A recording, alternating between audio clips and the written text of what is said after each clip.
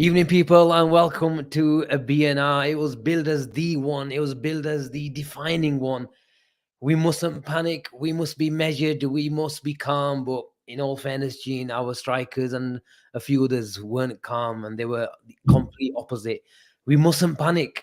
And some of us, or some of our players, panicked, and it was a completely different situation as we thought it would be. But we came out that ground, Gene. I'll normally ask you how you are and stuff like that, but let's get straight into it because we need to talk.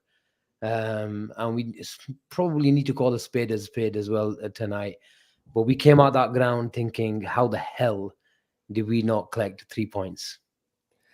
100%, Asim. I think you could tell by my face when we were walking out of the ground. I was absolutely gutted. Gutted with the result. Gutted that we let one that was practically guaranteed at half time slip, and it felt like that, and it felt proper deflating. We had that game won in that first half, and to walk out of that stadium without 3 points. Obviously, we know how Manchester United away was probably one of our toughest fixtures. Mm. And to walk away with that, with our first half performance and the amount of chances that we created. And yeah, you titled it chance after chance, and that's exactly what it was. We just missed chance after chance, especially in the first half. And it just wasn't good enough. As in, we going forward, we simply weren't good enough on the big day when it mattered. We fluffed our lines, and that's the sad thing about it, because I've spoke about on this show many a times about it, there being fine margins, and that's exactly what it is. It's fine margins in this league, and our let's not be around the bush. Asim, our forwards let us down today. Darwin, Salah, Diaz. He was probably the only one out of the front three that had a decent game, even though he missed that chance at the end. Mm. It was just deflating walking out that ground, because it is definitely a massive chance missed. There's some interesting comments straight away. Zach says the front three are fraudulent. I'm sorry, but our forwards need a shite and refreshing.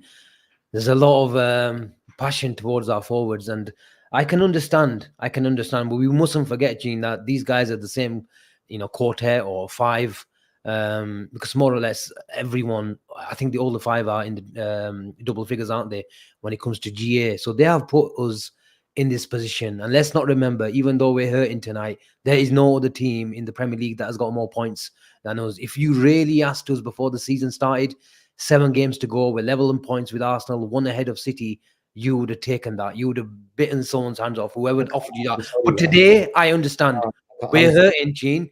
But you said we fluffed our lines. Did we bottle it today? Because, Gene, even when I was looking at the manager was very animated on the touchline.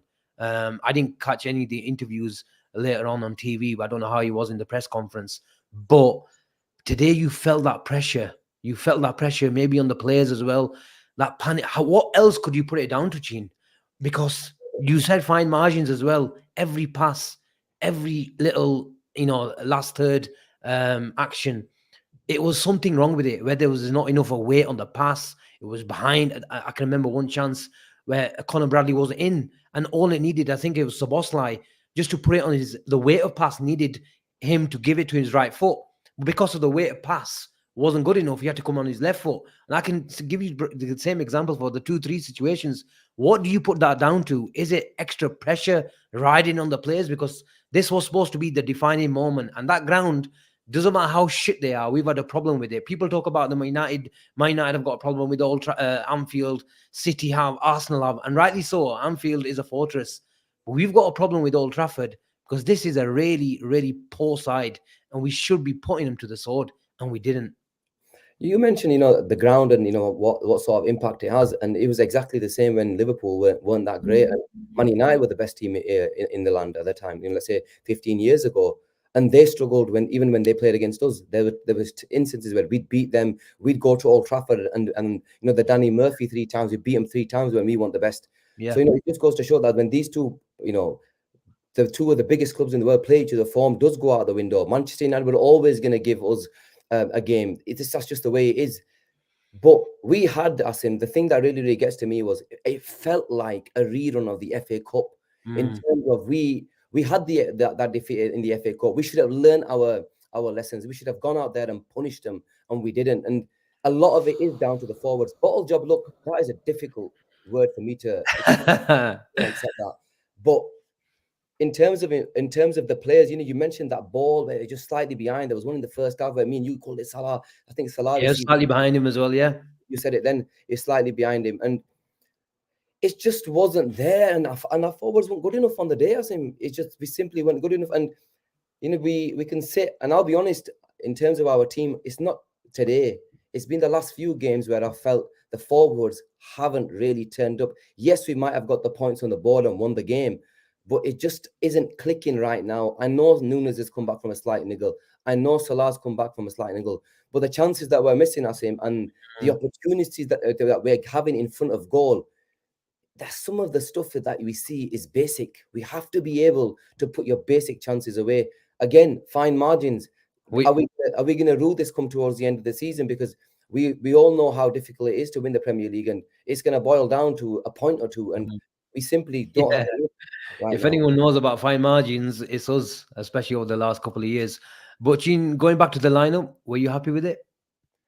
Look, you'd have to go with it. And I looked at the lineup. Of course, the only surprise in that side was Konate. I thought Konate would start, which I found quite baffling because he played the game against Sheffield United, and then doesn't start against United away, which for me doesn't make sense.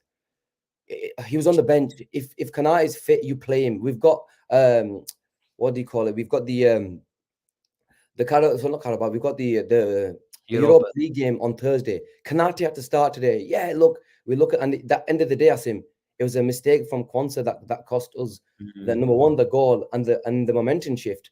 So ideally, of course, I would have wanted Konate to start the game. In terms of the fullbacks, where we'll probably had another question mark. Do we need to discuss Konate? Isn't he costing us? Because as good as Kwanzaa has been, let's be honest, a young kid was always going to make a mistake from when he started his first game and made his first appearance till now. The brilliant thing about Kwanzaa is that he hasn't made a mistake and he's been absolutely brilliant. And the kid is going to make mistakes, especially the way we play high risk football, two centre backs on the halfway line. But Ibu, how many games has he played? And the irony is, I think this is the most league games that Ibu's played. So we've been managing him. But today was the defining moment, the big game that we needed to win to really give us ourselves a really psychological boost. And the big man wasn't fit enough. And it's a reoccurring theme where he's missing these big games. I'm actually getting quite sick of Asim in terms of how many games he's missing. An unbelievable footballer, an unbelievable defender. But if availability isn't there, then there's a question mark over the player. We speak about, Thiago, again, an amazing footballer, but availability is never there. Konate, who is, when you've got the likes of Matip out and he's playing, then you are relying on a 19, 20-year-old Kwanzaa to come in. Who else is going to play that position? I think that is Kwanzaa's position. And again, in the big game, it feels like a mistake cost us. Mistakes have cost us in big games this season, where I felt we could have gone on to win the game. But he's always injured, and that is a problem. And it's a question mark over Konate. I know, look, people are going to say, look, he had that against in the last game, that Sheffield United player fell on him, all that type of stuff. That's probably why he got injured. But it's still simply not good enough. Why he misses the amount of games that he misses. Yeah, 100%. Welcome to the stream, Sarib. You've had a change of scenery today. Looks like you're in the kitchen. Yeah, in the kitchen. How many pots and pans were you flying across the room today? All of those in the back. All of those. Yeah. I hope you do it well. I haven't spoken to Gene, especially in a long time. Gene, I hope you're well. Asim, you as well. Yeah. Look, today. Look, no. First, let me start off by saying this, Asim. Okay. I have been absolutely ridiculed and cooked on this show on Twitter for saying that Liverpool are not as good as some of the teams that we're competing with, especially the team that are sitting top of the league. And I have been absolutely ridiculed. If you're going to turn this into an Arsenal show, I'm going. I'm not turning into an Arsenal show. I'm giving you my opinion, Gene. If you don't like it, you can go. It's fine. I'm pissed. I'm as much pissed off as you. We're talking about Liverpool. Talk about the game. I'm talking about Liverpool. I'm talking about Liverpool. Is that a performance a team that wins the league puts in away at Old Trafford? Apart from, but in terms of performance, what do you mean? Better teams have gone and played worse than this team today. but you can analyze the performance. The performance was fine. The performance was fine. But how many times have we been scraping through games all season? Let's talk about today's game specifically, right? How many chances did we have to win the game? How many chances did Nunes have, Salah have, Diaz have, Soboslai have? Tons and tons and tons of chances. And Asim, What do you put it down to? the finishing was atrocious. But what do you put it down to? A lack of ability or If you're trying, if you're, in my lack of opinion, bottle? when it comes, you really see who's up there when it comes to the crunch time of the season. You've been calling it the Big 10, the Big 11, Big 12 for weeks and weeks and weeks. In the last 3 months, 2 months, as we've been scraping through games in the league, especially we've been scraping through victory. Look at Nottingham Forest away. Regardless of the injuries that we have, we should be going away to Forest and playing like that and getting a last minute winner. This is not sustainable. Against Brighton, we were fortunate. We went 1-0 down in the game. Again today, we're in control of the game. We were fortunate against Brighton. I think so. Brighton could have easily. Brighton had a couple of chances in the game to win that match as well. We are gonna give from behind again. We are gonna give. I give you that. We are gonna give, compared to when you compare it to City and Arsenal, we're gonna give the other team, whether it's Anfield or the away ground, more chances. It's just the way we play. We've been talking about how obsessed Arteta and Guardiola is in terms of control, and that's my problem today. I'm going to come on Jurgen Klopp today, and in terms of the structure of Liverpool. It's Klopp's fault, though. It's not Klopp's fault. How can it be Klopp's fault when he put our team to win? Look, he did enough to win. Look, our performance was good enough to win. We didn't win the game because of our strikers. We have to take our chances. But what you're talking about, giving chances to Nottingham Forest, giving chances to Brighton, I've been talking about I prefer Jurgen Klopp's side, sort of philosophy over Pep's and Arteta's. We have to look at the structure. You can't have it from here to here. When you go, and everyone's given, I give you this in terms of your Arsenal love affair, in terms of them going to City, and shutting up shop. I respect that. Because why? The whole of Twitter and all of the footballing world was giving Arsenal shit. They parked the bus. They did this. They didn't give a shit because they wanted to be in the running. They wanted to be in the title race. And they went and they said, we'll shake our hands on a draw and we'll see who comes out on top in the end. When they might not win the league, but in terms of approach, they still wanted to be in the Premier League. They're not out of it after that draw. I think Liverpool need to go to Old Trafford and control it. Look at Guardiola. Go to Old Trafford. But look, in terms of structure, for me, I had a problem playing Bradley and Robertson. Yeah, that was a problem. I believe if Jarell Quansah has another player in the build-up, whether it's on the right-hand side or left-hand side, he doesn't play that pass. Now, people might be saying, with all due respect, that was a big before we conceded that goal, before that happened, we were in control of the game for. But it takes one moment. That is a mistake, isn't it? You can't blame the player not being. That was just a shite pass. You can't. It was a shite pass, but it shite pass. That's all it is. Bigger and more experienced players have gone to Old Trafford. Bigger and more experienced players have gone to Old Trafford and made a mistake. Yeah, I'm not blaming Jarell Quansah. But you have to make 90% of the time, and regard Asim, he does not make that. It was just a bad pass. In terms of structure, for 55 minutes of that game, Liverpool, we were playing the perfect game. We were. It's high risk, isn't it? The ball in the back of the net, where we had numerous opportunities. I get that. But look, I still think we don't make that mistake. He has to turn. If another player that's a mistake. No. You need to understand. Jarell Quansah has excelled this season. He's a young player. He was playing what kind of league was he playing in last season compared to now? He's been thrown into this team and he's done way better than anyone expected. It's going to happen when you play young players, especially with inexperienced players at the top level. They will make mistakes, and this is probably Jarell Quansah's biggest appearance in the Premier League for Liverpool. You can say Man City at home, but going to away rivals and starting a game in the league, it's not happened before for Jarell Quansah. But this is what he's done really well this season. No, look, we've said that just before you come on. We're not blaming Jarell Quansah. If anything, I'll be amazed that he hasn't made any mistake before today, and that is a testament to his level of performance, especially the way we play. But they were dead at Gene. We went to Old Trafford a couple of weeks ago, and that's probably the best atmosphere I've seen at Old Trafford for a long, long time. But today was the complete opposite. Even before the game, Jake, who traveled from Barcelona to the game, he goes, Asim, they're not singing. And this is the start of the game. And I'll say, and I defended him. I'll say they'll start in about 5 minutes when we kicked off. But they knew that Liverpool meant business. Surely Liverpool, a title chasing Liverpool, a Jurgen Klopp, a team would learn from its lessons.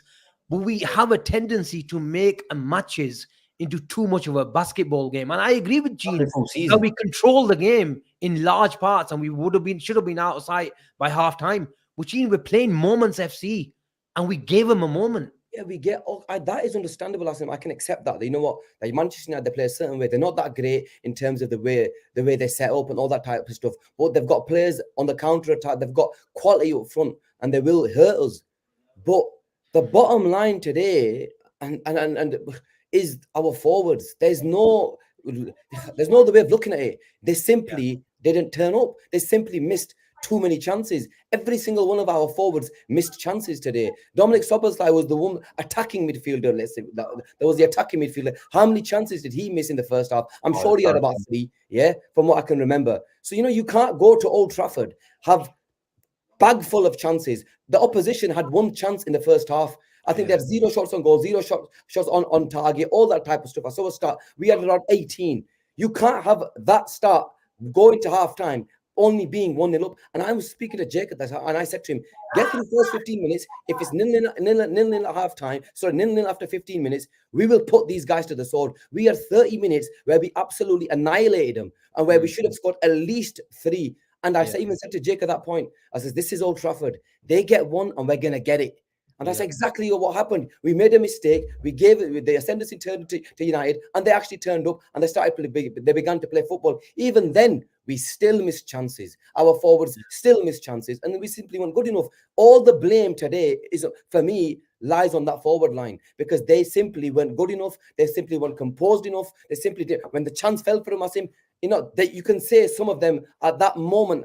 You can say in a way they bottled it in that moment. Liverpool as a team did a bottle today. I don't buy that. But the forwards, Asim, in front of goal today, the amount of chances that we had, you have to put them away. We're going for a title. 8 games to go. We're top of the table. One of your hardest fixtures. You want to play any other game. We win that game 5-0. There's a comment on here saying that if Jota played today, we would be 4-0. I completely agree. Jota gets half of them chances. He's bagging them. And these forwards haven't been good enough. And the truth is, I agree with Sarib to an extent that over the last few games, the forwards, we've got away with it in terms of we haven't really been playing that well. Salah, yes, since he's come back from injury, hasn't been the same. Darwin, been an amazing player, but over the last month, even Darwin has not been the same Darwin that we've seen. Yes, he might have got that lucky goal in the last game against Sheffield United when that ricochet came off and went in. But the truth is, they have not really turned up. And the only 2 players for me that turned up today that showed bottle and wanted to win was Allister and Van Dijk. Sarib, is our attack overrated? There's a comment in the chat. Is it overrated? All our 5 are in double figures. We're level on points with Arsenal. But does our attack really, bar Jota, have a killer? If I can use that word. Look, it's tough to say when you've scored 73 league goals and you are the top scorers in European football. You're always going to say our attack's really, really good. But it comes to stages in the season, especially like this, when you miss numerous chances. It happened at Man City, at Anfield. Yeah, you can blame the penalty, us not getting a penalty. How many chances did we have in that game? How many chances have we had in previous games? Sheffield United, that game, we should have killed Sheffield United at the bottom of the league coming to Anfield, and we can't kill them off. We're letting them get a goal at Anfield. No disrespect to the opponent, but we're Liverpool Football Club.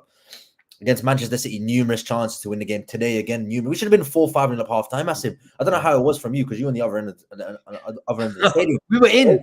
We couldn't see it. We were trying. They were clear chances. They were one-on-one with chances. Of course. Even a bad pass from us, it meant that Liverpool were in. Every time we looked, Liverpool were in.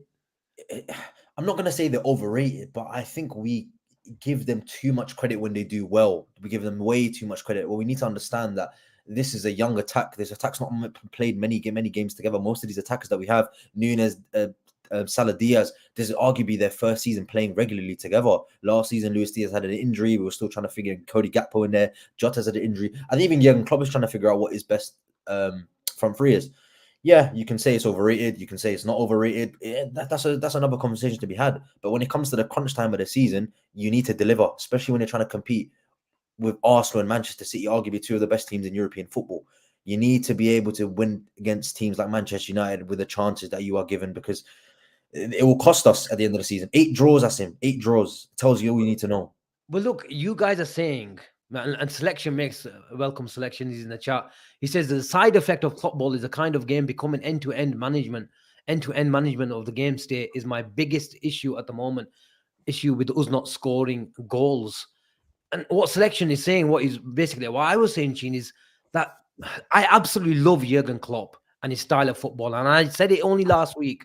I take Jurgen Klopp's gegenpress, high sort of intensity football over anyone else, because I think it's a perfect blend, and especially with the transition that he's made over the last year or so, with the influence of Pep Linders, we must add that, that statement as well. But Gene, you have to understand, we shouldn't be going to Old Trafford after 2 weeks after the FA Cup tie. If there was one match that we have to learn our lessons from, it's that game. Make it into a basketball game. You bring the likes of Bruno in, Maino in, Rashford in, Anthony in, Garnacho. They're all transition players. And against Nottingham Forest, against Brighton, against Sheffield United, you might get away with it. But as shit as Man United are, they still have individual players who can hurt you. And that's why we struggle. So why don't you take that dimension out of Man United and pass them to death? Just like Guardiola goes to Old Trafford and passes them to death. Gary Neville talks about United are fucked after 70 minutes. Why? Because you have to play a different type of football, even more so, even different. Go out your comfort zone. And this is what I mean, Gene. Arsenal went to City last week and shut up shop, and they got stick for it. But at the end of the season, people might say, that was the moment that they really believed. Went to City and did not concede, especially the way they are. But Liverpool, sometimes I'm not expecting them to go there. We sometimes have to compromise on your football philosophy to get the thingy. Winners adapt, Gene. Winners adapt. That's what my point is. Okay, agreed. I don't disagree with what you're saying. But what I will caveat that with is we were controlling the whole game up until that moment. Can I just add that? Yes, you're 100% right. We were controlling the game, but it's at high risk. Yes, that's the issue, Gene. You need to okay. To an extent, I can accept that. But Asim, we've played the same way for so long. And this is the Klopp way. We have to accept the way Klopp will always play his formations. The way we play is high intensity, is high. Yes, there is going to be instances in a game where it's going to be end to end. This is the reason why Klopp's football is always better. We love Klopp's football. Everybody will go with Klopp's football over, let's say, Arteta's or Pep's, because this is the way it is. But today, I actually felt as though we learned our lessons from that first game. Up until that moment, we were perfectly fine. The only difference was we just weren't finishing our chances. Yes, United created a few. Not going to disregard that. But generally speaking, we were perfectly fine up until that moment. When you make an error the way we made the error, Asim, that's when it really turned into a bit of a basketball game. Gene, let me add, they were always going to come back, Gene. Regardless of where Man United are. How many? For 55 minutes, we put our chances away. They're not coming back. That's the context. That's the context. In terms of management, you spoke about game management. We actually managed the game up until that moment perfectly fine. We were coasting. We were playing football, but we just weren't taking our chances. So, do you remember the last time Liverpool kept a clean sheet in a game? I don't really know. No. Early March. It was Nottingham Forest last time we kept a clean sheet. We have not kept a clean sheet for a very, very long time. We're going to. It was Forest away. I think it was Forest away. It's been 3-4 games, hasn't it? That's not good enough. You look at the teams like Manchester City and Arsenal that are conceding 4 goals a year. Arsenal conceded 4 league goals this year. Manchester City are getting all their squad back. Man City are 71 points. When was last time Man City had a clean sheet? Against Arsenal 0-0. But look what they're doing, Gene. Look what they're doing. They're not cold. They're doing that. They're doing that well that they're behind us. Okay, they're doing that well. What you don't understand, Gene. That's a good point, though. You don't just analyze the results. You don't just analyze the results. I understand. We have a world-class manager. We should have done more. But listen, when you start comparing us to Man City, yes, we haven't been great. I can accept that. I'm the one that the first person that said, yes, there's been instances we've got away with it. We haven't been playing that well. But please, don't when you're going to compare Man City's to Liverpool, then come with facts. They're not. I am They're coming lying. with facts. You're I making am. it out like they've been unbelievably great, and we've been absolute shit. We've not. We're still in this title race. There's 7 games to go. We're still a point ahead of them. So let's put some context behind it. I don't I've want to been have a telling you go. for months. I I have been telling you have for a rant months that and you know months what, and Liverpool months. are finished. The season's done. The title's done. It's not. But that's an 7 games important to go. message, though, Sarib, isn't it?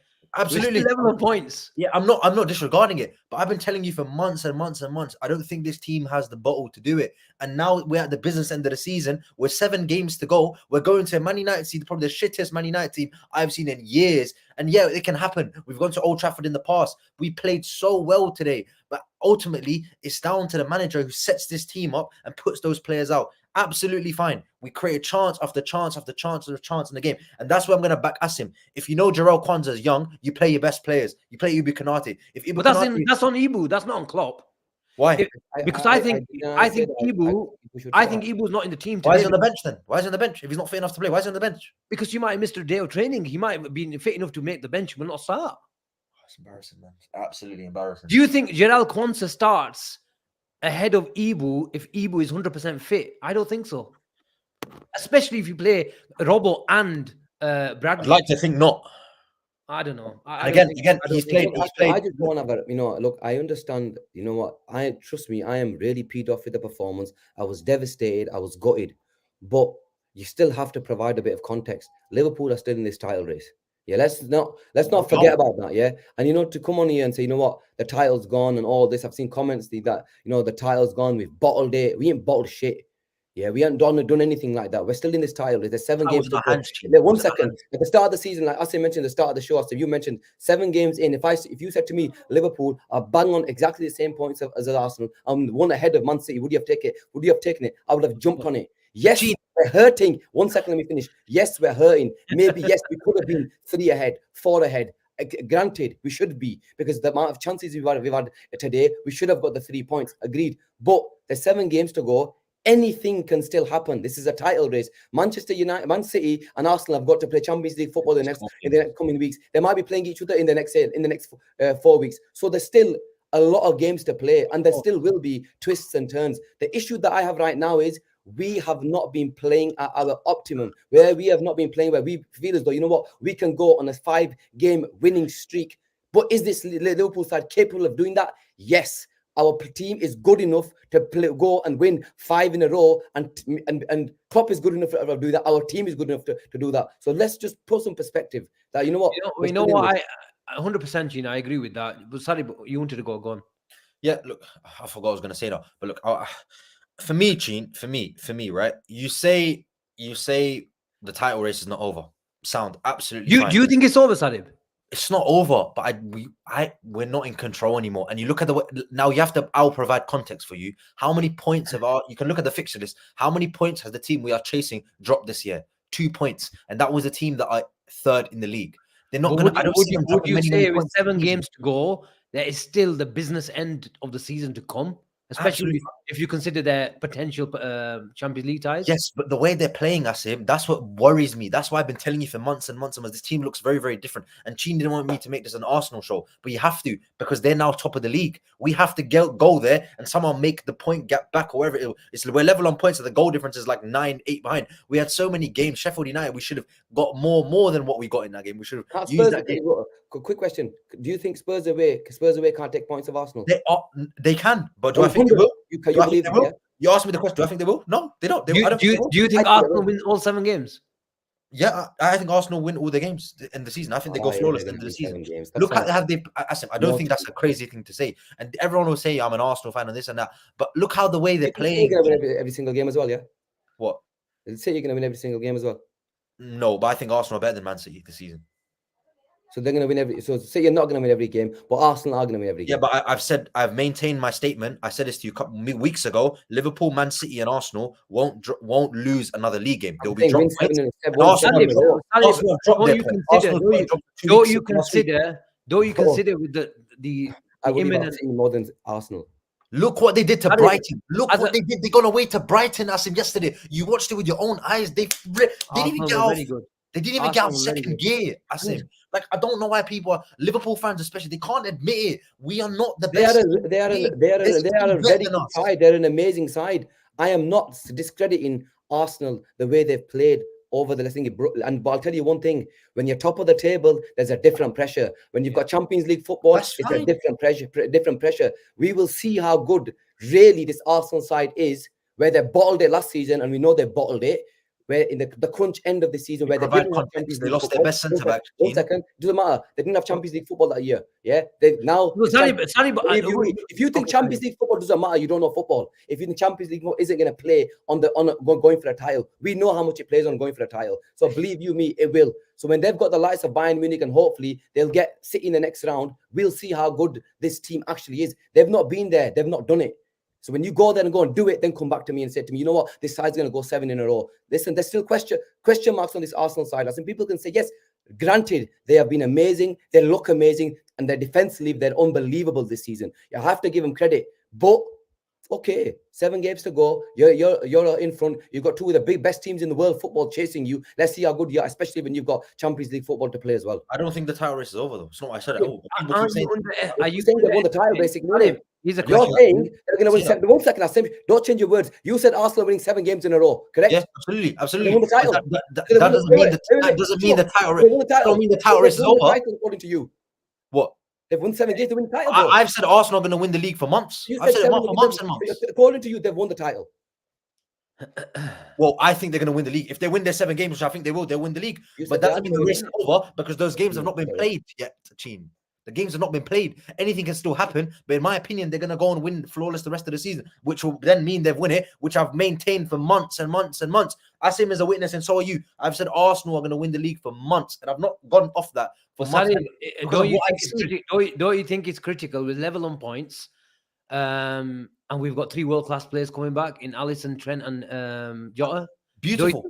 Don't you think that's critical to the title race? Yeah, absolutely. It could be 7 in a row now, isn't it, Asim? Sorry? It doesn't matter because Arsenal win 7 in a row. So what's the point? Let me address. Listen. What bothers you so much that I think Arsenal are going to win the league? You want me to have a bit more belief? No, I'm just saying they pull it out of you so much. You said the title's done today, innit? I did not say the title was done. You just said Arsenal going 7 in a row. That's basically. That's my opinion. That's my opinion. But doesn't listen to what I'm saying. The title. So according to you, the title is done. If they win their 7 games. I think that one out. Yeah, if they win the games, I'm saying the games have not. What you're not understanding is the games have not been played yet. The games have not been played. I think I know that. In my opinion, they'll win the games, but the games have not been played, so the results could be different to what I think. That's what you're not understanding. So how can the title be done?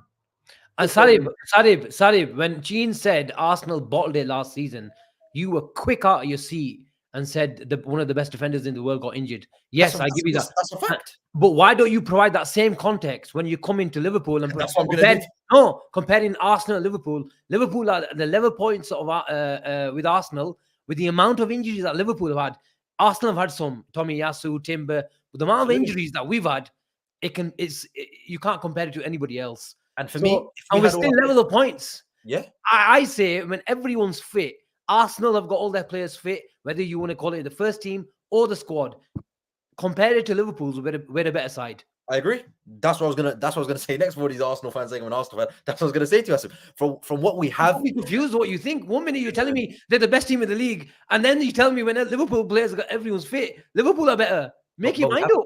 But Asim, we haven't got everyone fit. That's the context I'm going to provide. We haven't got everyone fit. So how can I say something about an if? I can't say an if because it hasn't happened. I'm only going off what I see, and from what I see, we are second, not first. And over the course of this year, Arsenal have dropped 2 points. 2 points in 4 months. They've dropped 2 points, and you think business end of the season they're going to drop more? I don't see it personally. Why? Well, aren't we right to question Arsenal's mentality because they haven't got over the line for a long time? And I think Arsenal, I was saying this to Gene last night on the way to Old Trafford, I think Arsenal are the real deal, especially off the ball, their intensity. And you have to basically construct the perfect attack just to get in behind. And we saw a perfect example of that last week against City. But I think the only thing that really beats them is the mentality and that mental fatigue, especially when you go into the next, sort of month or so. If they get buy-in and it's an intense affair with them, then a potential tie with Manchester City, surely they have to drop some points. And I'm not saying we're going to win all our games as well, but I think it's going to be someone has to do something special, whether it's Arsenal or City or whether it's Liverpool. Whoever wins the league this year, well, you thoroughly deserve it every time. The table never lies, but especially this season because there's 3 teams in the title race after a long time. I can't remember the last time the three teams in the title race. That whoever wins this title race will do something special, and I've been calling it the mad one, and they'll truly deserve it. So let's see. But we've got a super chat from Zia. Thank you very much. Arsenal in control, City inevitable, us hanging on. Gene, are we really hanging on? We're 1 point ahead of City. Asim, he probably means in terms of we're hanging on in terms of our performances. Our performances compared to the other two haven't been as clinical, haven't been like as good as previous years where we felt, you know what, we're in control. We look a lot better. We look like we're gonna, go out there and win. Where the other sides are creating a lot more chances when they're playing against us, and we're making hard work of winning. But look, everything can change in an instance, and this is the thing about going in a title race is one result completely changes the momentum, and that can happen at any time against anyone in the next, especially in the next 7 games. And that's my issue. Look, I understand the frustration. To believe you me, I'm probably more frustrated than anyone right now, but I'm not gonna give up on a title. Yeah, but I get frustrated when there's an Arsenal fan on here. But anyway, when I'm talking about there's 7 games to go, anything can happen. So if you know anything can happen, then you just gotta say, okay, you know what, we have to take every game as it comes. Yes, granted, we haven't been great, but all it takes is Liverpool to beat Crystal Palace, and Villa get a draw against Arsenal on the weekend. 4:30 Villa. Arsenal got Champions League football. They got Villa on the weekend. Is that something that is impossible? Of course not. Villa are capable of going to the Emirates and getting a point because they're a good side. So anything can in a title race. This is the beauty of it, that one result, the shift, the momentum changes, the shift goes towards the other sides, and that's all it can take. One result, and then we'll have them 3 away games. We put them games to bed, then anything is possible. So look, I'm hurting like everybody else, but we are in this title race, and we will go full throttle again. There's 7 finals to go, like Naman says, and we have to go and win. Look, are we capable of going and winning all 7? Yes. Will we do that? Probably not. I don't think we're going to win 7 in a row because we've not shown that we're capable of going and winning 7 in a row. But I don't think the other side, City or Arsenal, will probably win 7 in a row. Yes, City might do it because City have proven in previous years, not once, not twice, 3 or 4 times, that they're good enough to go and win 7 or 8 or 10 in a row.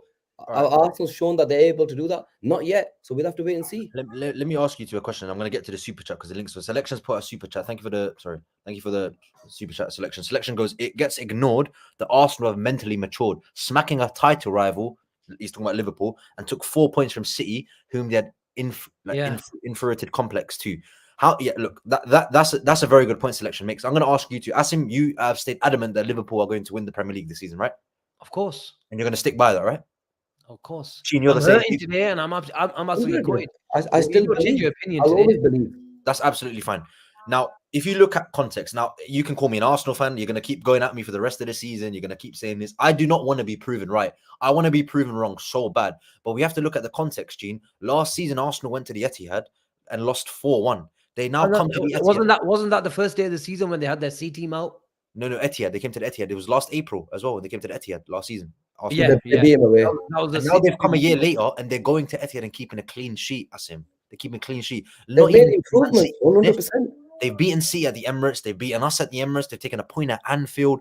They're mentally a lot stronger than what they were last year. And now they've had the experience of winning a title race. And we should know as Liverpool fans ourselves. They've not had the experience of winning a title race. They've never won a title race, bro. Sorry. They've had the experience of being in a title race, similar to us in 18-19, which then kicked us on to win the title in 19-20. Arsenal, you can make the same thing. If we kept consistent for us, and I said after the 18-19 season, we are unlucky this season. We're going to go and win it next season.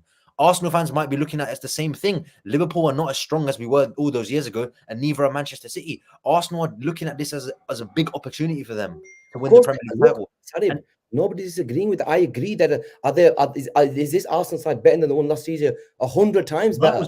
Because exactly, I'm not disagreeing with what you're saying, that they're not going to be there. I believe that they will be there and they're going to be there till the end. There's no doubt about that. This Arsenal side is a lot better than the one from last season. I agree. They've got a mentality about them. I agree in terms of their approach. In terms of Arteta, he's got it right. He's gone to the Etihad, like Asim mentioned, and sat back and got what he wanted from that result and walked away.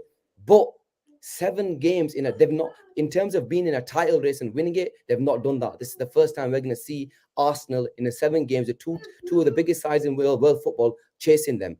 7 games to go with Champions League knockout football. Absolutely The fine. likes of Bayern Munich, which everybody, compared to you and everybody else, they're going to win. Then what is it going to turn out to be? A 2-legged tie against Man City.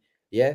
That is crunch business end of the season. That's when we will see how good this Arsenal side is. Yes, granted, they've been amazing up until now from the start of the season. You mentioned that 100 times on our shows that they've been amazing. For me, that's the moment.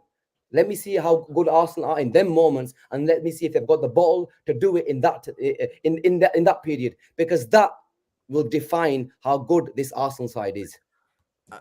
And Asim, I think Gene makes a lot of good points there. Let's get back to today's performance. We know today's performance wasn't the result we expected. Maybe the performance was fine in the first half, especially. Did you lot see what Jurgen Klopp said after the game about Liverpool's performance? He said, if this was Man City or Arsenal, they are walking away with 3 points. What does that tell you about us?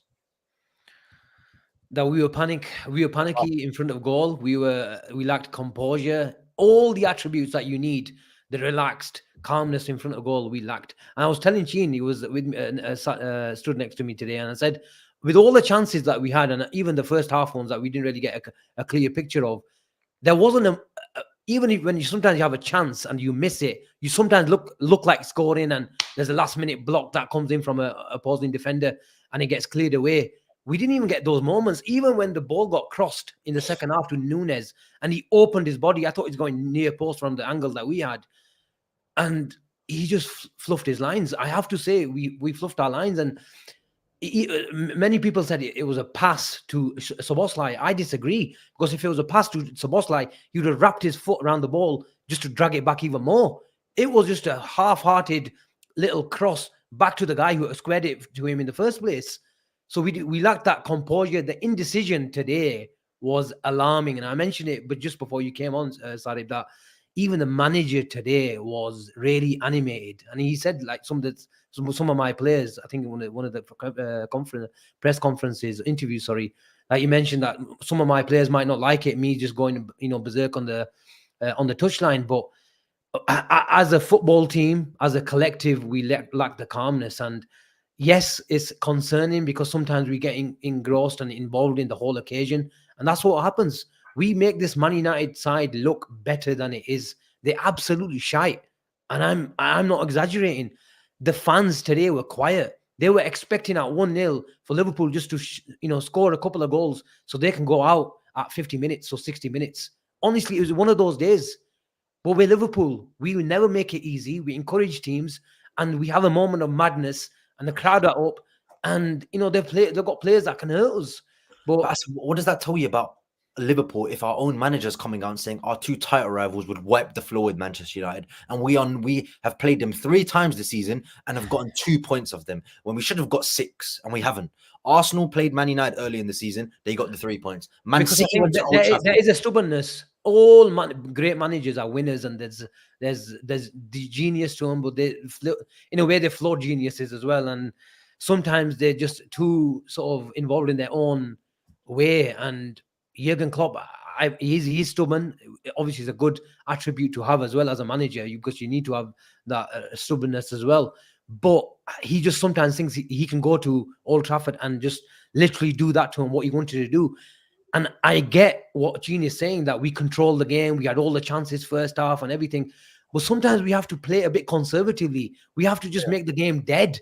And even Man United didn't have the shots in the first half, Gene. In the first 10, 15 minutes when we lost it, the good thing that only reason why they didn't have those moments in the first half is Szoboszlai and Endo and McAllister really counterpressed really well. We were shit on the ball for the first 5-10 minutes or so, but we won the ball back and we snuffed out danger before it came to our back line. But in the second half, and there's a bit more space, and we're chasing a game at 1-1 and 2-1, I don't mind doing it at 1-1 and 2-1, but at 1-0. We don't need to have our flying fullbacks both on the halfway line, bombing forward, leaving 2 defenders on the halfway line to cover that space. If you've got Ibu, I can understand it to an extent. Kwanzaa, as good as he is, he doesn't have the recovery pace as Ibu. Azibu. So I don't know, man. You're probably thinking I'm too sort of nitpicking in the terms of No, the no, structure. I agree with I you. just don't like it. I'd rather have someone like Gomez staying behind. Yeah. All the great teams do it. If Kyle Walker at Manchester City does it, we can do it. If Ben White does it at Arsenal, we can do it.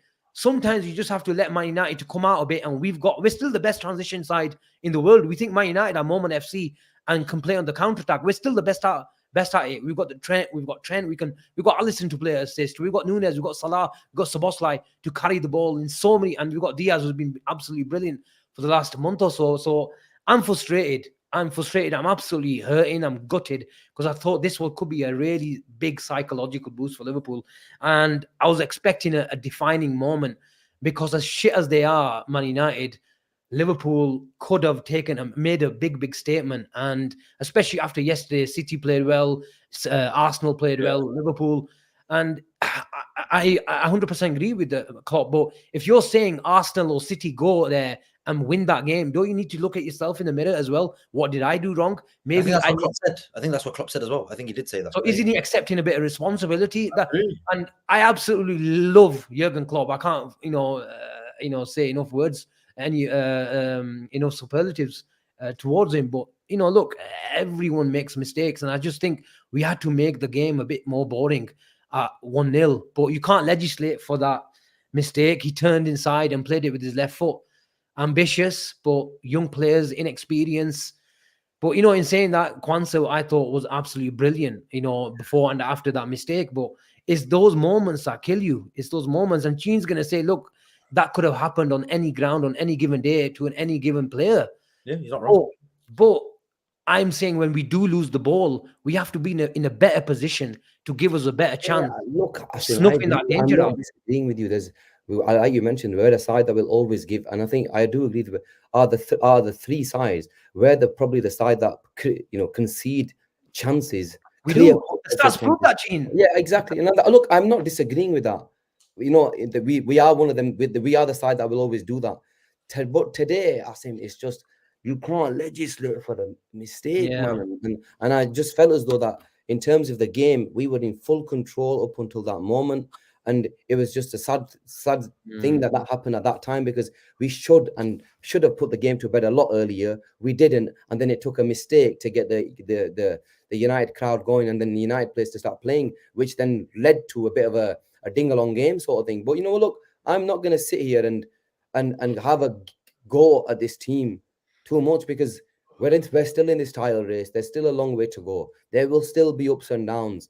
We've been in title races, and we know how these title races, one game changes everything, and that's all it takes. So we just gotta hope that come on the weekend. We put Crystal Palace to bed. I think City play before us, then we play. So we win our game, City win their game. That game against Villa becomes an unbelievable tie, and they're going to be sat in third position playing against Villa. Anything can happen, But granted, today hurts, and it hurts every single one of us, every single Liverpool fan, because it just simply wasn't good enough in terms of our forward play. And look, we just got to hope that our forward players find some sort of form. We go to Palace turn up on the weekend, and these forwards hopefully get a goal each, and then we go again. That's all you can do, is go again, because the title is not over. We just got to go again. And yeah, Arsenal can be flexing, their muscle in terms of goals, 29 goals, whatever, all this type of stuff. Good luck to you, mate. When you start playing the big boys in the next few weeks, come back to me, because you've not been in the Champions League and going for a title race. It's not easy. We know that. And like Singer the Cop says, and big up. I did see you today, but you were pretty far away. Big up to him, man. I was just about to say, Sarib, give us a rendition of that Waka song, but I better not. You get enough abuse as it is. No, I don't mind it because. Oh no, please, no, because what a lot of Liverpool fans think. You don't mind. I think some of you think it sometimes. I want Arsenal to win the league. It's not the case at all. It's not the case at all. I do not want Arsenal to win the league. I do like the way they play. I want Liverpool to win the league. That's it. It doesn't matter about anything what I think. I want Liverpool to do the best they possibly can. Can they do it? Yes. Do I think they will? Nobody said this is going to be easy. I didn't absolutely. But it's my opinion, and if you don't Of agree with it, course, of that's course. absolutely fine. But I do want to mention one point to you, boys, and Okay. I don't think today was a one-off, because if you look at Klopp's, no, Liverpool this season, especially in the bigger matches, we have not displayed the best of our abilities, I agree with even that. at Anfield. So surely, Asim, when you played 8 or 9 games out of the big 6, surely you should have learned by now that you can't do this after going to the But Emirates, going I to think the general going to Tottenham. performances against the big teams, generally, obviously, you're going to suffer at the grounds of Etihad. You're going to suffer. Arsenal, you can argue that they didn't suffer at the Etihad, but it's mainly because of the way they set up. If Arsenal came out, I believe they suffer a lot more. But they were really rigid. They didn't go. I don't think Arsenal went and to win the game at Etihad. The approach didn't give me those vibes that they took the game, and they admit that themselves. They got the result that they wanted, and if it turned out to be a smash and grab, a set piece, a counter attack, they would argue they created 1 or 2 moments, and that's what Arsenal went there to do. And on any other given day, they could have nicked a win. But in terms of their approach, they wanted to play for a draw, and they got it, and they went out, with their intention. But I think the general performances, Sarib, especially at Anfield, I think after 25 minutes, we were the much better side against Arsenal. We absolutely battered City for the second 45. We had more possession than them. We battered Chelsea. We battered Man United. We didn't take our chances. But the general performances, especially at Anfield, even against the big 6, have been fine. We got robbed at Spurs. So there's context to this as well. It works both ways, Asim. It works absolutely both ways. Some of the performances in those games have been really good, but some of them have been really shit as well. But we obviously, there's context, like you said, the Tottenham game, and Gene, you will say against Man City, we bombarded them. You two were at the game. I wasn't at the game, so you lot saw it in the flesh, and it was obviously incredible to watch what he was doing to Man City. And I've not seen any team do that to them this season. So there are positives to take. Absolutely, the positives to take. But at the end of the day, when you're near the end of the season, the main thing is about picking up results. And Yeah, of course. these Of 8 I draws, agree with you, eight Sarib. draws I'm not disagreeing with cost you. us, I think. I agree with you, and I've all season, when Darwin Núñez was going through a patch where he was missing chances, and all the thing that I was, and there was times that I was having a go at Darwin, saying, "Listen, you have to take these chances because come towards the end of the season, it's fine margins, and that's what's going to cost us." And I didn't. The last thing I wanted was that moment to actually happen in a game. And it feels though it's not just Darwin Núñez, it's our already forward line that are costing us right now. Oh yeah, This is the key. So look, it's again fine margins. This is what it's going to boil down to. This title, one decision in a game can completely change the whole title race. One sending off in a game can completely change the complex of this title race, and that's what it boils down to. So we just have to make sure that we have to, the 7 games, that we don't make these same mistakes again. We have to go out there and put these games to bed when we need to. Look, it was a lesson. It was a huge lesson. And trust me, if we're hurting this much, believe you me, them players that have walked into that dressing room from Liverpool will be hurting 10 times more than us, because they know what they should have done today, and they know that game was there for the taking and we didn't take it. And come Crystal Palace, these boys will be up again and they'll be ready to go again, and we have to start backing the team again and go again. Look, I just want the Liverpool fan base to not make it out like, the title race is done. That's my biggest issue, because going on Twitter and some of the comments on here, it feels like, bloody hell, we've given up. We've not given up anything. The 7 games to go, we go again. And let's see, because they've got Champions League football. And I believe that Champions League football is going to be a hampener in the 2 sides that are, the 2 other sides, Arsenal and City. I think that will be play its part, because we have Europa League, and the teams aren't as, let's say, as strong as the Champions League, obviously, for obvious reasons. So we'll have to see what happens. But the Thursday-Sunday schedule, Asim and Gene, that's what worries me, because that's Thursday, Sunday, but there's one of the top 2 will most likely play, City and Arsenal. If we're playing at 2 p.m., the other 2, they will most likely play at 4:30, because they're going for a title. That's going to be their Sunday 4:30 kickoff, like Arsenal. Oh yeah, fair enough. Good point. They're going to be playing. They're playing at 4:30 when, like I mentioned earlier, Arsenal might be sat 3rd before they play their next game. Yeah.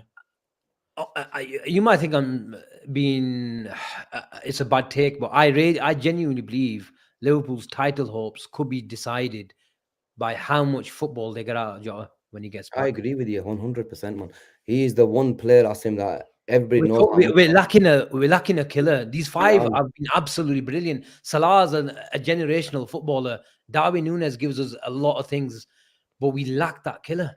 We lack that killer. If Jota was on the pitch today, we win that game 2-3-0 because he bags us one of those chances, and half the crowd go, and we get that third and fourth, and we go on to win the league. We might still win the league, but I really believe that it might depend on every players. You guys have been talking about, this attacking five have done well in terms of numbers, but I did have a look at Núñez's goals and which opponents that he scored, and there's an interesting tweet. I don't know who it was, but he listed all the teams, and I don't think there's a big. I think he got two goals against Newcastle, but I don't think I don't think he scored a goal against the sort of traditional big six. Correct me if I'm wrong.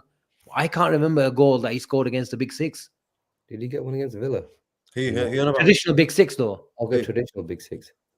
Probably Núñez. This season, no. And I think it was just traditional six. No, he missed against Chelsea.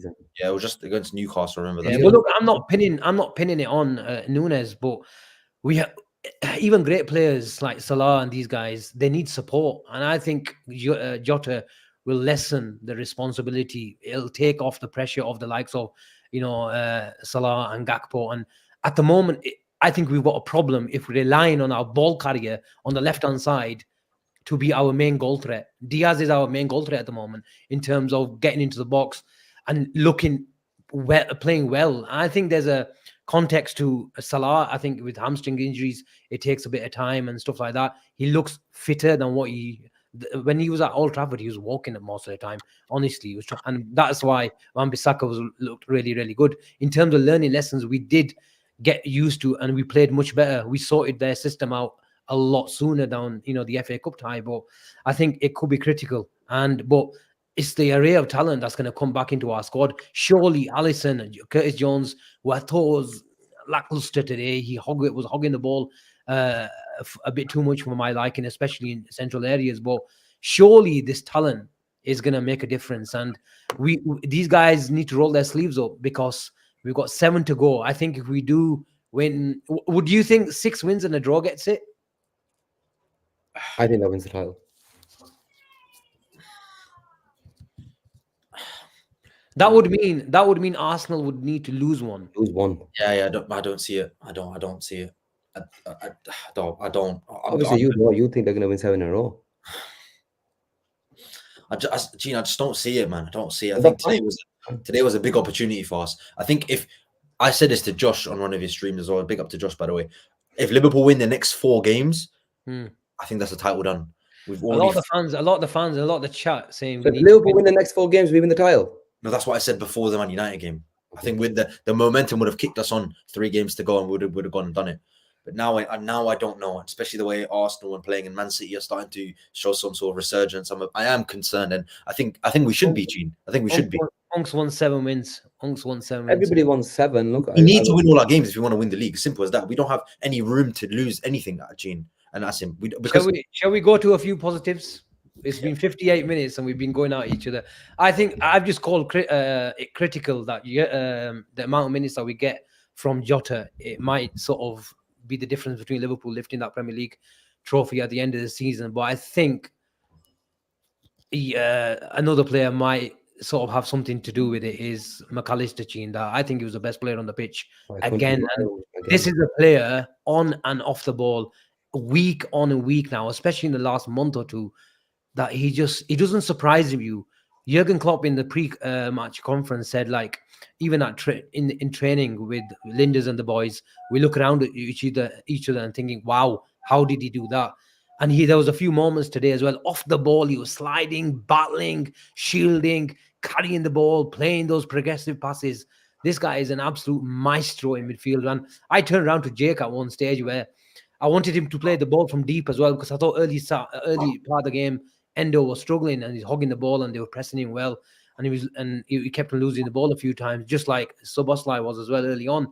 And I said, we need 2 Maccas. We need a Macca in midfield in the deep areas, and we need 10, 15 yards playing the ball into the strikers as well. But what a player. And you know what? Even there was a moment where someone lost the ball and he had an absolute go at him, and I absolutely loved it, Gene. You mentioned it a couple of weeks ago where I think he had a go at the right back. Who was the right back? Maybe Ibu, he was was it Ibu. Ibu?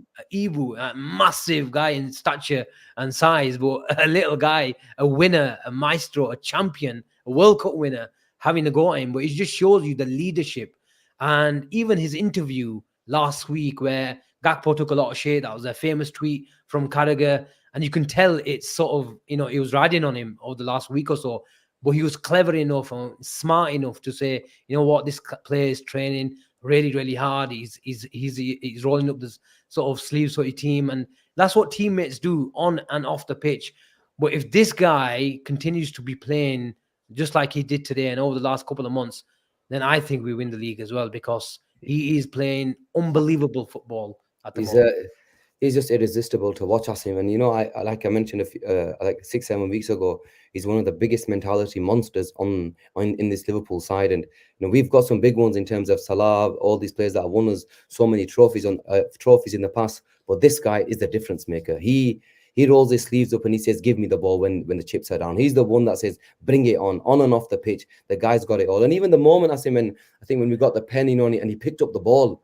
And the confidence that he must get. I know we were saying, please, Maka, we want you to take it, because we just didn't want Salah to take it. We know Salah's missed a few, and this kid hardly ever misses a penalty. And the way he just picked up the ball, gave it to Salah, just that confidence, but saying, "Here you go, mate, put the ball in the back of the net," just goes to show how much he is respected already amongst this group of Liverpool players. But look, he's just a monster of a footballer. Every time we watch him, he puts up man of the match performances. I think for the last 6-7 games, I think he's been man of the match in every single one of them.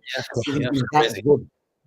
So he has. He's a difference maker. 5 million, mate. We've got arguably, and you tweeted it, Asim, he's the best midfielder in the world. And even we said he thinks Declan Rice is. I don't. We talk about player of the season, and for Liverpool, obviously, it's obviously going to be between Van Dijk and McAllister. But McAllister, what he's done, he's the difference maker, man. And the player of the year, team of the year. People will put other players in there, but this guy is when the Premier League do theirs. This guy is number one on that list. McAllister walks into any side in terms of the team of the year, because he's just been simply unbelievable.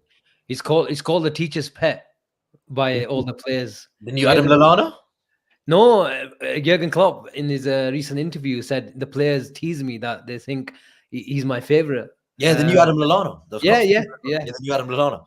But no, on McAllister, we spoke about Asim. Me and Asim, it was like a conversation me and Asim had on, rather than because Gene decided to last minute. But anyway, Asim, we spoke about Maka last week. That pass he did against Brighton, he just unlocks it. What would have our midfielders last season done in that position? What would they have done? But Maka sees stuff that we don't see. I didn't even think that pass was on, but he just sees the gap, slides it through. It was Thiago-esque, like it's just incredible what that man can do with the football. I knew he was a good midfield player. I knew he was good, but to this level, no. It's until you see it week in, week out, you don't appreciate a player. And I think Alexis McAllister has taken his game from there, where he was playing in the number 6, to there, fully settled in. An incredible player. Goals from midfield, assists from midfield, contributes everywhere, does the work that way. What more do you want from Alexis McAllister? 35 million we paid for him. I might just go take a loan out and pay Brighton another 100 million for that, because they maybe that's why we tried to get Caicedo and give them 110 million or what he was going to give them, because that price for McAllister, I can't believe it, man. What a player. Bilal just joined the chat, I think, and he's been asking how many more 5-on-2s or 4v2s will we keep on missing. Bilal, we've covered this. Maybe you can rewind. He watches all the shows, even the ones that are about 2 years old. He sends me clips of them. Even I forget what I said in 2 years ago. But Bilal reminds me. But yeah, Bilal, lack of composure, panic, sort of trying too hard, over eagerness, if that's a word. But call it what you want. Some people would say that players bottled it, and there's many in the chat tonight that saying Liverpool felt the pressure. But just like you guys have been saying as well, like week and week, it's a different final, and the table pressure going into your game will be telling as well. Next week, I think we play second after City, I think. So potentially when Arsenal play Villa, they could be third. They could be third. So look, it's different pressures, different twists and turns, many to come. And this is not just us consoling ourselves. We've seen it before. We've done it before. Maybe Arsenal are new to this and they haven't done it before, but we have to remind them of how a title race is won. But Chelo, let's see what happens. But I want to touch on one player before we go. And I started the comment, and it was Unks. And he said, why didn't Elliot start? Because that's a talking point now, Gene. Elliot's performances coming on with the cameos, recycling play, keep it ticking, keep Liverpool moving side to side, keep it switching over, providing with triangles, combinations. Why isn't this guy starting, man? He's been unbelievable every time he's played over Asim, more so over the last 2 months, especially when the chips were down. He had players out. Harvey Elliott was at the forefront on everything good. He deserves a start, and let's not beat around the bush about it. The guy's been really good. At the start of the season, there was question marks in terms of the issue was when he doesn't start. He's more of an impact player, because every time he'd come on as a sub, he'd always do really well. But the couple of times where he had starts, he didn't do as well. But that now has gone out completely out of the window, because he was been fantastic. Why are there so many Arsenal fans in here tonight? Yeah, they're bored today, man. They've come to have a go. Don't worry, mate. Our time will come. They'll probably come for Sarib. Anyway, carry on, man. Harvey Elliott. Look, he deserves a start. And in terms of who he comes in for, I say, look, we have to speak about Dominic Szoboszlai as well, Ben, because if Dominic Szoboszlai, normally he walks into the starting 11, him, McAllister and Endo are our best three on form. Dominic Szoboszlai, since his injury, has not been the same player, and we can't be around the bush. Harvey Elliott deserves a start in this side. I wouldn't be surprised if Klopp gives Harvey Elliott a start against Palace. That would not surprise me, because he probably does deserve a start. Every time he's come on, he's made an impact. He gives us, he's good enough to play the ball as well. The final balls, which was one of his biggest, criticisms, that he does well with the ball. He's neat, but he's not able to find the final pass.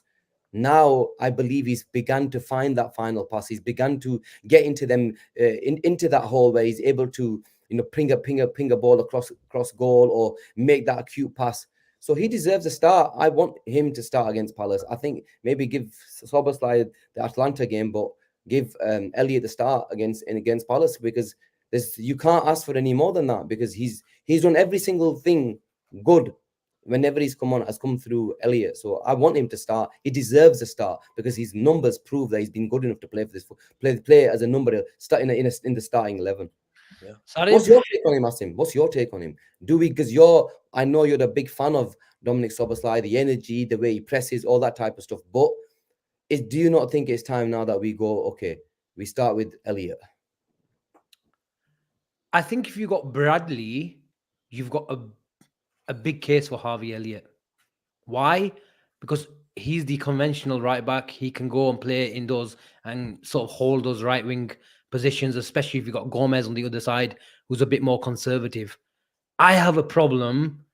I don't have as much as a problem with Ibu. I know I'm probably digressing, but sticking to Harvey Elliott. If Bradley's playing on the right, then I can make a case for Harvey Elliott, because he's got the counter press. He lacks natural physicality in terms of size, but he can play in those half spaces, and he can keep, Salah inside. That is a perfect trio for me. You've got Bradley holding width inside, Harvey Elliott, Salah between the left back and left centre back. So that works. If you got Gomez on right back, then I would prefer Szoboszlai. Szoboszlai can hold width, can go on the outside if he needs to take a man on, go on the inside, cross. With Salah inside, I think is a better shape to that. So horses for courses, but if you don't want me to sit on the fence, I would say I prefer Szoboszlai. Sorry, okay, another one then. What about you move McAllister to the right hand side and play Curtis on the left instead of Elliott?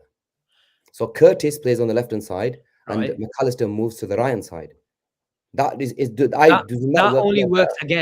only works again if Bradley is at right back as well, because you don't want McAllister playing the Szoboszlai role. We saw him against Burnley, and it wasn't great. Trent was in. playing that game. I think he got picked up an injury that day, didn't he? And he Yeah, wasn't moving quick really well. And I think it was the day when Abby was in the UK, yeah. and it was, wasn't it? Yeah. And we didn't look right, although Trent was carrying something on that given day. But it's all about balance. It's all about creating those triangles. And Jurgen Klopp and Pep Linders mentions it in his book when I was flicking through it about 3-4 months ago, where it's all about combinations. It's all about triangles. And when in training, they don't change the back four, and they keep the right hand side very, very all the time in training as well, because it's all about relationships. And if the relationships and the balance isn't there, it's not going to work. So yeah, I would, if you want me to play someone, I'd prefer Szoboszlai. Why? Even during the games, we do have the option to move Szoboszlai to the left and bring Curtis Jones to the right, or McAllister to the right if Bradley's playing, because you can still keep McAllister in central positions even when he's starting from the right hand side and having that goal threat from the left with Szoboszlai cutting in.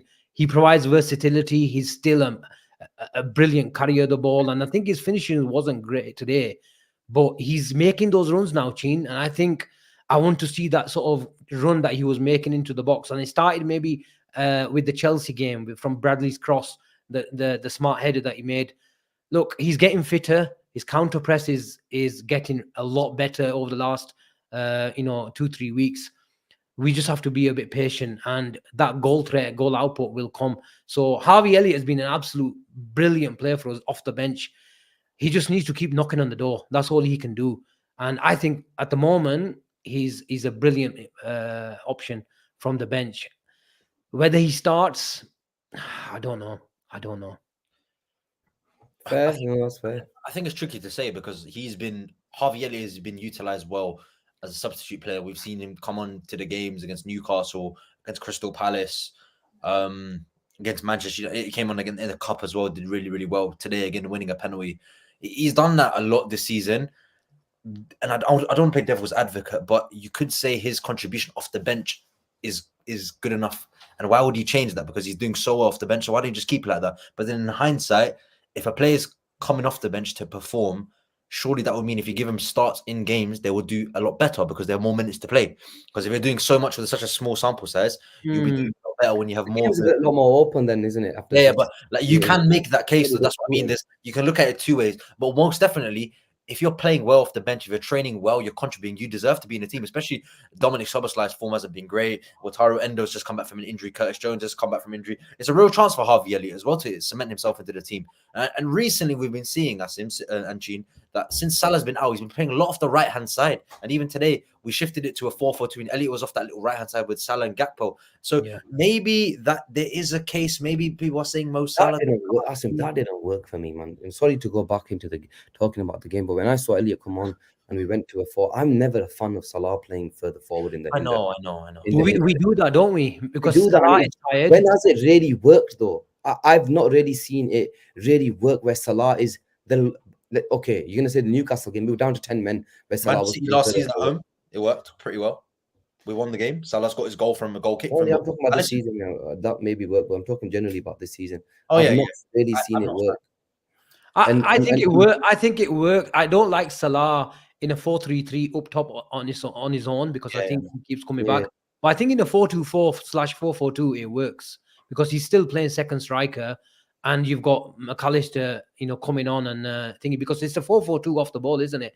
Yeah. But here we saw it again with Curtis and thinking we played it against Sheffield United, even though Salah went off. In terms of structure, it was the same with Curtis and McAllister in a double pivot, pulling the strings. But I don't know, man. I think United shut up shop, and it's still look at City found it very hard against Arsenal. I know Arsenal have got one of the best defenses in the world, but when someone does that. And I think they bought Amrabat as well. I think their left winger was taken in as a left back, and the same on the right hand side. When you've got a flat 5 or sometimes a 6, it's very, very difficult to get around the sides. And still, Liverpool were doing that because they were committing Gomez down that side. Harvey Elliott was there, and Kwanzaa was going down the sides, and we were still getting in. It wasn't, free flowing football down the middle. But when someone shuts up shop and parks a low block, it's very, very difficult. Very difficult. Especially away from home. But okay, let's see what happens. We've not really decided if we're winning the league or not. But there's big 7 games to go, and I hope you all enjoyed the chat. There was one maybe question. I think I starred. I don't want to miss it. Oh, someone's giving me an apology as well. Got an apology from someone in the comment section. What's the apology? Sleepy Forest goes, I don't know if he's trolling, but he goes, Sarib, I need to apologize to you. I really thought we were good as Arsenal. We can't control any football game. You're winning. Him over. You're winning him over. I don't want apologies. I want to be proven wrong. That's it. What I'm saying, I don't want to happen. That's what people don't understand. I want Liverpool to win everything every season, but we just won't, and it's not realistic. But let's hopefully Liverpool win us a league title when Klopp can leave on a high, because whoever comes in the summer, whether it's Amrim, whether it's De Zerbi, whether it's Asim, whether it's Jean as Liverpool's manager next season, I really want us to stay there. Jean, lasting thoughts. We go again. That's it, man. We always Atalanta, we go again. Yeah, with Ibu and Salah broke their fast.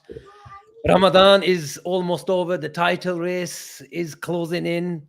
Key dates and sunsets to come, but fasten your belts. Fasten your belts, because Liverpool will quench their thirst come end of the season. Take care. Oh, he's getting better at these. See you He's getting a lot better at these. Bye-bye.